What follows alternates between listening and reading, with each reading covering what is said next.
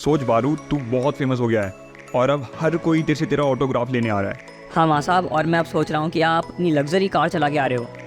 अरे बारूद, क्यों मजाक करता है? हाँ तो माँ साहब, शुरू किसने किया? वो सब छोड़ो, ये बताओ आज आपके मन में ऐसा उत्तम विचार कैसे आ गया मेरे को लेकर? क्योंकि बारूद, इस यूनिवर्स में तेरा फेमस होना थोड़ा मुश्किल तो है, लेकिन कुछ ऐसी ऑल्टरनेट रियलिटीज़ हैं जहाँ हो सकता है तू बहुत फेमस हो। वो कैसे माँ साहब? पैरेलल यूनिवर्स का नाम सुना है? हाँ माँ साहब, मार्वल की मूवीज़ में देखा तो था। क्या सही में ऐसा कुछ होता है? चल बारूद, तुझे पैरेलल यूनिवर्स के बारे में बताता हूँ, तो सुन। पैरेलल यूनिवर्स का कॉन्सेप्ट एंशिएंट हिंदू स्क्रिप्चर योग वशिष्ठ में मिलता है और कुछ लोगों का मानना है कि एनेक्सीमेंडर ने 6th सेंचुरी में आइडिया ऑफ इनफाइनाइट वर्ल्ड दिया था। 1961 में द फ्लैश का वॉल्यूम 1 रिलीज हुआ।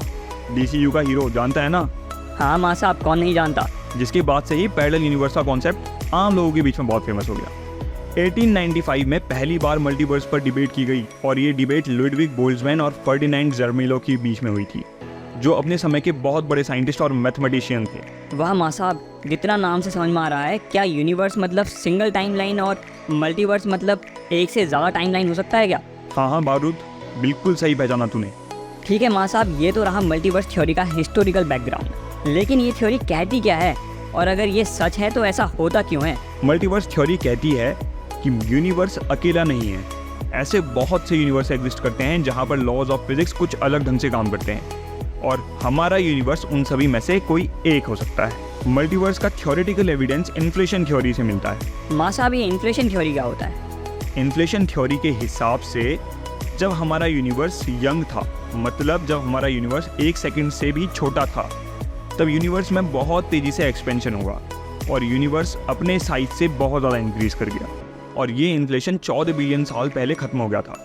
लेकिन अभी भी कुछ हिस्सों में ये इन्फ्लेशन चल रहा है, जिसकी वजह से नए यूनिवर्स का जन्म होता है। माँ साहब, अभी इस थ्योरी पर क्या डेवलपमेंट चल रहा है? हाँ बारूद, अभी भी इस थ्योरी पर डिबेट होती है, साइंटिस्ट रिसर्च करते रहते हैं। कुछ जहाँ इस थ्योरी को सही मानते हैं तो वहीं कुछ लोग इसको गलत मानते हैं। इस थ्योरी के साथ सबसे बड़ी दिक्कत यह है कि इसका कोई एविडेंशियल प्रूफ नहीं है।